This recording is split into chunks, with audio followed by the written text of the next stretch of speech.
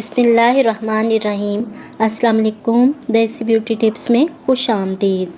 आज मैं आपके पास एक ऐसा नुस्खा लेकर आई हूँ जिसके 3 दिन के इस्तेमाल से कान का हर किस्म का दर्द ख़त्म हो जाता है और बहता हुआ कान भी ठीक हो जाता है। 10 दिन इस्तेमाल करते हुए हो जाएं तो अगर बहरापन ज़्यादा पुराना नहीं है तो इंशाल्लाह सुनाई भी देने लगेगा। तो चलिए शुरू करते हैं, मगर इससे पहले आपसे एक छोटी सी रिक्वेस्ट है। अगर आपने अभी तक मेरा चैनल सब्सक्राइब नहीं किया तो सब्सक्राइब कर लें और बेल आइकन को दबा दें ताकि मुफीद और मालूमाती वीडियोस आप तक बस आसानी पहुंच सकें।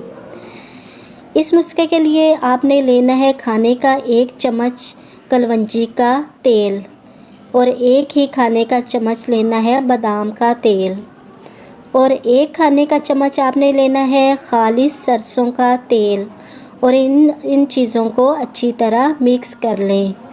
किसी ड्रॉपर में डालकर दिन में 2 बार 1-1 कतरा कान में टपकाएं।